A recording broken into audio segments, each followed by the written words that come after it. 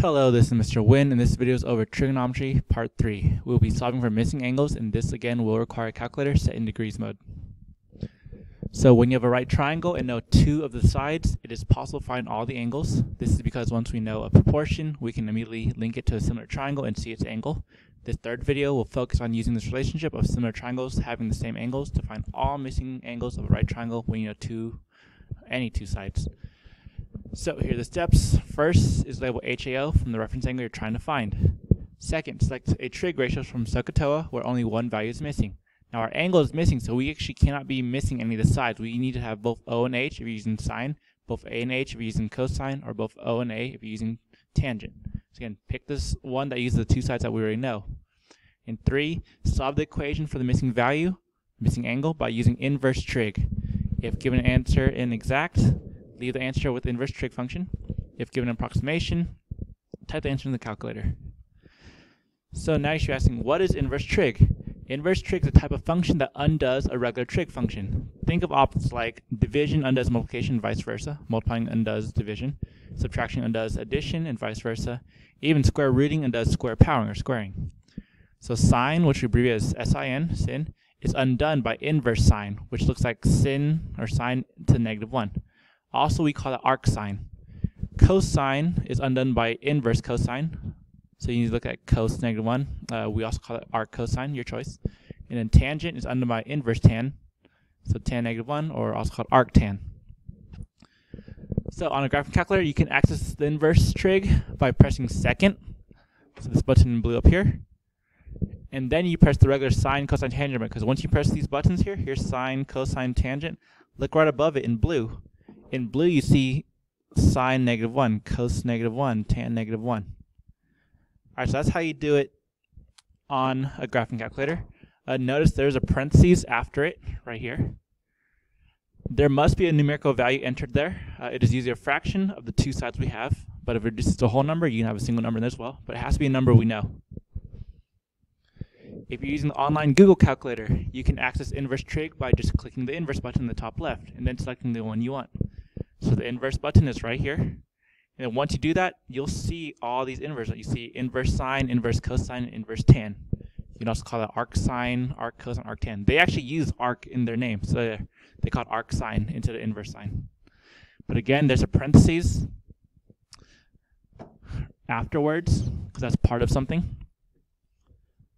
And you must put a numerical value. Again, it's usually a fraction of the sides we have. All right, let's try doing some problems. It says solve for x. So look, here is x, it's a missing angle. But from that angle, we're trying to find, we're going to label HAO. Here's H, here's A, which is missing, here's O. We have O and H, so which of the three in Soh Cah Toa have just O and H? And that answer is sine. We're going to use sine here. So sine of our angle x equals the fraction O divided by H, 15/30. Alright, so the left side, we can't type in sine of x, it has to have a number. So here's where we're going to do inverse sine. We're going to inverse sine both sides. So I'll do like this. We're going to sine inverse, or arc sine both sides. Alright, so really, sine inverse of sine cancels out to just x. So they undo each other. So technically, they do cross each other out. They cancel out, in a sense. Then on the other side, it's just going to be sine inverse of that fraction. All right, now you should reduce. So you'll get a x equals sine inverse of 1/2. That's the exact answer. Now you're not going to know these because these are in the calculator. But this one actually you should know if you really think about it. If I write in the calculator sine inverse 15/30, you get 30 degrees. So does that make sense? This is a 30-degree angle? The answer should be yes. If you have a right triangle and one side is half of the hypotenuse, that's 30, 60, 90. You should technically know that this other side is 15/3, because that's the side across the 60-degree angle. Alright, so if you had a calculator and you were able to type it in, you'll get x is exactly 30 degrees. That should make sense. But if you don't have a calculator, you have to just leave as x equals sine inverse of 1/2. The other one, I just wrote 1/2 instead of 15/30, and I still got 30 degrees. So if you use a calculator, you actually don't need to reduce the fraction. All right, here's another one. Solve for x. We have a triangle. X is up here this time. I label HAO. Hypotenuse is missing. Here's the adjacent. Here's the opposite. We have the adjacent opposite. So out of the three, which one has O and A? Soh Cah Toa. The one that has O and A has is tangent. So and cosine and cosine both use H, and we don't know H at all.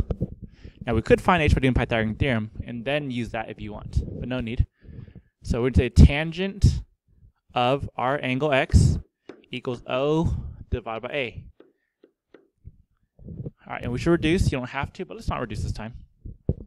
Alright, we can't do tangent of X because you have to have tangent of a number. So we're going to inverse tan both sides. So I'm going to do tan -1, or you can call it arctan of both sides. Remember, tan -1, arctan of tan is just crossed out, just X. But both sides would be tan inverse of 4/4. Alright, if I type that in the calculator, and that's all we can do, well, we can reduce it. Let's say X equals tan inverse of 1. That's all we can do right now, if you don't have a calculator. But I'm going to tell you, most of the time, they're going to want the exact, oh, not the exact, they want the numerical approximation of the angle. They always want you to type in the calculator, basically. So if I type in the calculator, we get 45. If I reduce it, it's also 45. So X equals 45 degrees. Alright, so does that make sense? Does this have to be a 45-degree angle? The answer is yes, that makes sense. If you have a right triangle and both other sides are the same, this is isosceles. This has to be 45, 45, 90. And then you could have done Pythagorean theorem or done the special right triangle pattern to get this is 4 square root 2. Alright, let's try one that's not a nice whole number. Solve for X. Alright, we have X right here. We label HAO, hypotenuse we have, adjacent we have. We don't have the opposite. We could find it by doing Pythagorean theorem. It should be a 3, 4, 5 right triangle. But we're going to stick to not doing the extra. So out of Soh Cah Toa, which one should we be using? We have A and H, so we should be using Ka. We don't have O, so we should avoid sine and avoid tangent. So the cosine of our angle X equals the fraction A over H, 3/5. We got to get rid of cosine by inverse cosine on both sides. You can't divide by the word cosine, in case you didn't know that. It is not a value, it's a function. Alright, so my cos inverse cos, that's just X. They don't do each other. But the other side is going to be cos inverse of 3/5. And that's all you can do. You can't even reduce that. So that's the exact answer. But again, most of the time they're going to want the decimal approximation. So if you type that in the calculator, you make sure you're in degrees, you press second cosine, 3/5, we get X is about, because it goes on forever, 53.62 decimals, 0.13 degrees. Alright, so this right here is a 53.13 degree angle. And if you want to find the other side, you do subtract the triangle sum. That should give us 36.87 if you wanted. Alright, one more. This one says solve for X and Y, so we need to find all angles.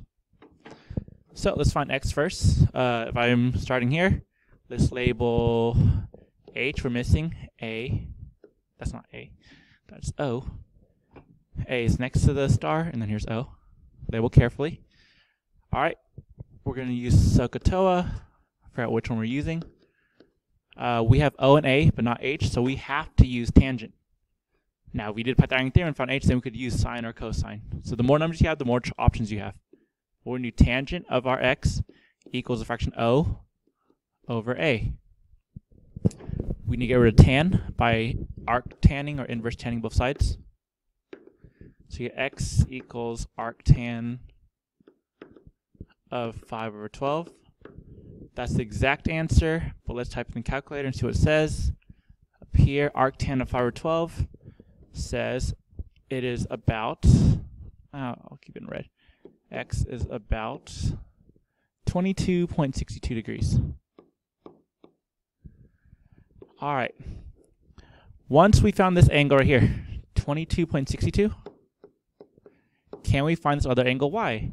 The answer is yes. The shortcut is the triangle sum, but let's not do that. Let's actually just keep using trigonometry. Let's now call this our star angle. With the label HAO. Remember, H stays the same, but A and O switch. Depending on your reference angle, your opposite and adjacent sides always change. Alright, again, I'm still avoiding H because I don't want to do Pythagorean theorem.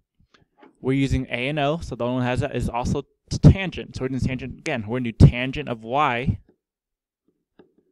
equals O over A, 12 over 5. I get rid of tangent by arctanning both sides, tan inverse both sides. We get y equals tan inverse of 12 over 5. That's the exact answer. You can't reduce that, but if we type it in the calculator, it gives us 67.38. Y is about 67.38 degrees. And does that make sense? Does 67.38 and 22.62 add up to 90? The answer is yes. All right, because that does make 180. All right, so that's it. I did do one extra thing. What if we found this hypotenuse, but didn't Pythagorean theorem 13? That's a triple.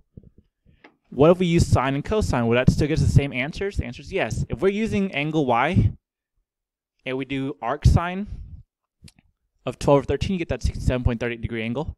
If you do arc cosine and use a over h, so the 5 over 13 inverse, you also get that 67.30 degree angle.